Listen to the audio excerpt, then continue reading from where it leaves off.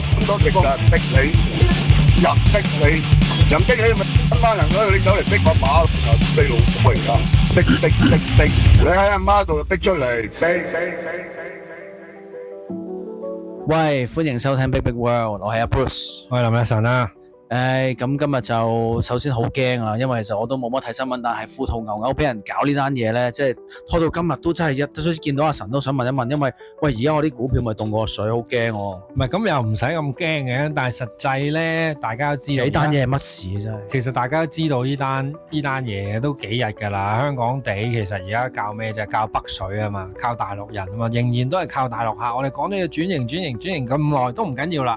而家阿爺都話：喂，你北水走資得太犀利啦！咁詳情梗係買一賣廣告啦。我 AM730蝴蝶效應下正待樓市完美風暴。咁今日再講多少少，除咗文章有講嘅就係話：喂，你啲估都估唔到，我哋最 hit 嘅片鼎爺嗰段片啊，就係因為思明離世，就令到鼎爺家事外揚。到最後點知原來一眾高登巴打就還原翻楊思琦人格，原來佢係俾雙天鵝欺凌嗰個嚟嘅。咁一路以嚟大家過去嗰10幾年都以為喂，楊思琦係一個貪錢啊或者咩係啊？咁但係原來呢個蝴蝶效應係可以衍生到咁多嘢出嚟。咁所以我就借此又發揮就係話：喂，屌你富途今次俾人拉人封艇啊，要刪呢啲大陸 account 啊，你唔可以咁隨便走資啦。究竟會唔會有一個好嚴重嘅蝴蝶效應嘅影響到我哋香港啲股市同樓市呢？我諗其實大部分人咧睇新聞睇到呢個新聞咧，同我一樣都係根本就唔係好知道實際個股市市場操作，淨係知道喂，當即係大陸政府出手，哇！你連一個咁樣嘅叫做 trading app 佢都可以搞嘅時候，咁其實都危乎喎。咁我明白，當然國情啊，即係身為愛國愛港一份子，佢都係一定要堵絕呢啲走資嘅情況。但係你咁樣做，其實始終呢個係自由市場嚟噶嘛。因為好簡單嘅，即係大家如果冇留意財經都唔緊要，好簡單。內地呢係 capital control 嘅，佢有資本管制，梗係唔咁輕易有咁多錢可以出入啦。你入去就得啫，你出嚟啊難。咁但係通過一國兩制各種唔同嘅措施啦，港股通啊、優才計劃啊、投資移民等等啊，係可以令到內地嘅資金咧係走出嚟香港。當你走出嚟香港就即係走出嚟國際啦。咁但係你走得多，阿爺都知噶嘛。咁今次咧，中國證監會咧就重罰咗一啲內地嘅依啲所謂嘅走資借投資股票，實質係走資活動。因為咧佢啲內地居民咧就通過呢個境外互聯網平台開戶。就入錢落去，跟住就轉到去國外，咁所以呢就可以避過內地嘅外匯管制啦，咁咪即係走資咯。因為好多年其實你聽到好多即係做生意嘅人都係講話喺國內 even 你話買樓啊，喺國內一啲一線城市，你賣完樓你啲錢好難落翻嚟噶嘛。其實即係知道中國從來都係有資金管制嘅，咁但係佢一路點解之前呢又會隻眼開隻眼閉，都會容許啲即係國內嘅市民咧透過香港，譬如頭先即係嘅呢個漏洞啦，或者呢度門口都好啦，有啲錢咧去咗外國，但係突然間好似煞有介事咁，突然間要勒停咧，係咪真係共產黨打到嚟啦？講真，又冇咁樣，即係其實就 exactly 就係因為走得太勁咯。而家你諗下，其實你透過呢啲股票啊各樣嘢，差唔多你成萬億走咗啦，過去嗰半年。咁你咁大嘅情況下，咁你大陸睇到，梗係要撳一撳住你啦。同樣情況下，我點解要用蝴蝶效應嚟做引子呢？就係呢個只不過係第一環，第二環就係個樓市啊。你講真，你好多你大家睇到，喂，點解而家樓市企得咁穩？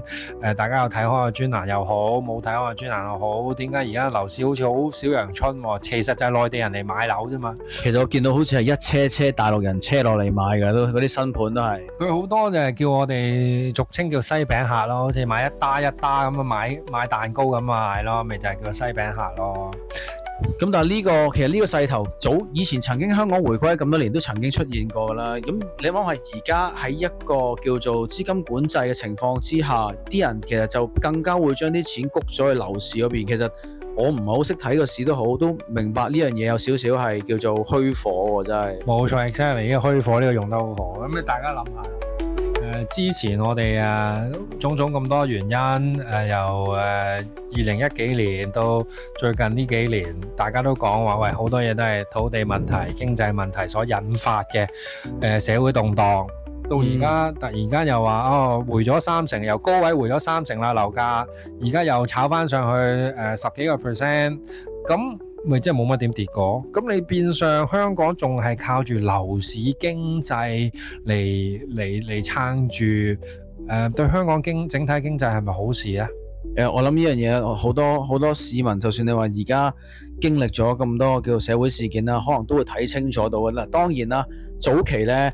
阿神哥呢種論述呢，就即係應該一般市民就反感嘅，即係覺得你全部政府嘅大論調都係話14年、19年全部其實只不過係樓市問題，只不過呢係即係啲人買唔到樓，年青人呢就個心裏面有一種好似對社會不忿，然之後呢就係 misappropriate 咗喺即係對於政制嘅一啲改革上嘅嘢咁。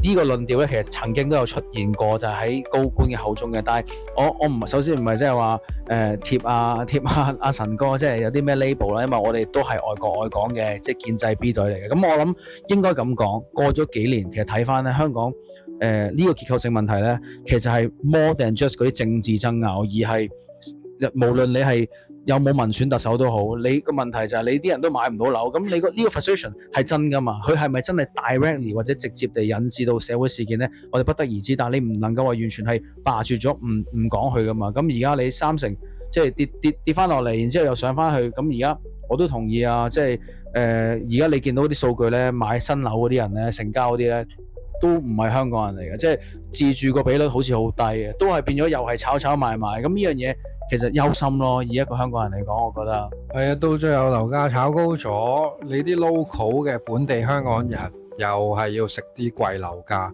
到時又有一啲矛盾出現，係咪好事呢？咁所以我就覺得我哋咁有智慧嘅中央政府，佢睇到就知啦。股市要杜絕呢啲咁嘅炒股平台，要杜絕啦，杜絕一個走資情況，俾2年時間佢只可以買出唔可以買入啊！呢啲內地 account， 咁同時間內地牽一發動全身啦，內地人要喺香港開戶口、開投資戶口、買保險都難咗好多啦，即係最近嘅報紙都有睇到。咁所以下一步會唔會就係我喺度忽發奇想，會唔會其實個樓市都調控呢？唔好俾咁多內地人落嚟買炒高個樓市咧，因為始終樓市太熱，對香港都唔係好事。因為啲地皮咁貴，我哋仲係要講緊話轉型喎，要發展創科喎。你啲創科冇10年8載，你都發展唔到噶嘛。咁你土地成本咁貴，係啊，究竟交租都死咗咯，冇錯啦。咁佢點可以製造到個產業出嚟呢？咁到最後我哋又去翻個死胡同，就係話我哋又係要靠炒樓，又係要靠炒股。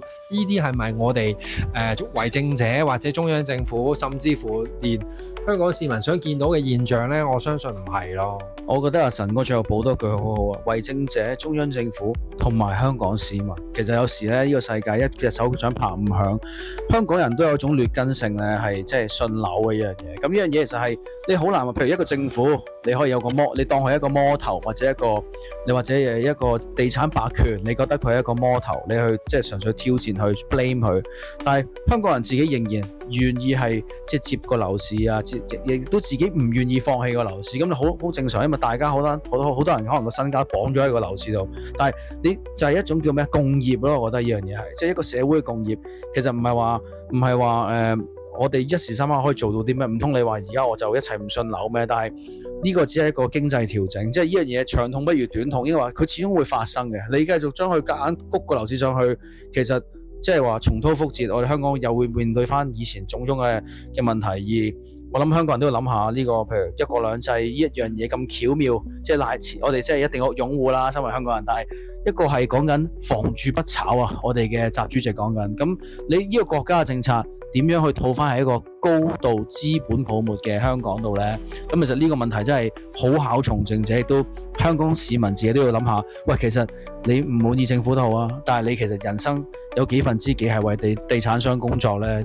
咁呢一個文化點樣可以矯正？其實都係我哋香港人要自己諗咯，真係絕對認同，唔可以重蹈覆轍咯。即係之前早幾年喺唔同場合都有講啊，我哋可能有好多人都中意睇 NBA 啦，我哋金州勇士啊 Golden State Warrior 嘅當家球星啊 Steph Curry 史蒂芬居尼，你估佢喺美國加州住嗰個豪宅係幾多錢啊？其實只不過係200萬美金。唔係嗰陣時 C 朗嚟香港咧，唔知喺啟德度望住層樓，佢話 C 朗嘅年薪都淨係夠買唔知幾多個單位定？冇錯，你諗下佢哋呢啲運動世界級頂流嘅明星，佢哋嘅住緊嘅屋都係不及我哋中產嘅屋嘅咋。你諗下，即係你諗下頭先講翻史蒂芬居尼200萬美金，佢都係千零萬，大家即係可能唔好話我離地啦。其實你香港係中低產嘅咋。係啊，你啟德都買唔到啊，真係衰啲講句。我哋又何必要繼續令到香港發展成咁呢？咁所以我呢啲咁嘅小人物都睇到，你估中央做政策嘅人睇唔睇到呢？咁喺而家咁嘅情況下，環球高嚟緊，利息會越嚟越高。日本、韓國、德國、英國都不停會加息，美國由年初減2次利息嘅預期，而家到扭轉話年尾可能有40% 會加息。啲通脹又高企啊！不停而家有人吹就話特朗普同伊朗已經傾好呢個和談啦。霍爾木茲海峽會重啟啦，吹咗都成個幾禮拜，都仲未有詳細 detail 出嚟。但係股市係先行。咁喺呢個咁泡沫化嘅情景下，大家有熟悉我AM730 Macro Money 專欄都知道，我唔建議高追，甚至乎我覺得泡沫係爆破嘅先兆添。咁繼續咁樣上去嘅情況下，大家就睇到股市樓市係有幾咁危險咯。係咁啊！當然啦，神哥就比較 conservative 啊，佢又有錢唔敢賺啦，咁所以有啲網民如果你係唔認同嘅，我哋都歡迎你咧，即係留言嗰度屌。係啊，非常希望你屌我啊，因為有好多人都講，都喺擺咗啲文章上高登喺度屌我。係啊，頭先呢篇啱啱係上咗高登啊，我哋都想講，即係一個呢個台嘅里程碑，雖然都唔係好關 Big Big World 事，就係唔係一齊啦，神哥呢個 AM730，但係卒之俾人推到上連登啊！咁希望即係喺應該連登嗰邊俾人屌緊㗎啦，好快會鞭屍㗎啦！買咗樓嗰啲會鞭屍我，想買樓嗰啲就可能會揾黑社會吹走我咯。你可能出街俾人打㗎啦，陣間。係啊，所以我話俾人聽，我係姓嘅。喂，我哋真係唔好亂咁講嘢，但係喂問題始終係問題，即係話我哋可以一齊唱好樓市㗎，真。但係有時啲人唔係你唱就得㗎嘛。唱好樓市揾施永青啊，係咪先？唔使揾我哋啦。唔係，我哋其實實事求是嘅。講真嗰句，見到咩講咩。但係我都重新講一句，就係話我係有機會錯嘅，同埋我係有樓嘅。咁我即係講到明，唔係因為我酸溜溜我冇樓，所以我就希望個樓市跌或者點樣。即係我都係一個少少有資產嘅人。咁但係我實事求是，見到有咩就講咩咯。我同意啊。咁我都利益申報啦，我都係有樓嘅。其實喺香港邊個唔係做樓奴啊？但係我覺得呢樣嘢反而係更加證明，即係其實甚至乎你係聽緊我哋嘅節目啦。首先你聽到呢一個13分鐘咧，就都希望你可以呼籲你 like 先啦。但係即管你都係有樓嘅，其實我哋都想話，喂，你諗一諗你嘅下一代，就算你冇生小朋友，成個社會嘅下一代，呢個社會可唔可以香港社會係咪繼續可以用淨係靠食伊味飯 run 落去呢？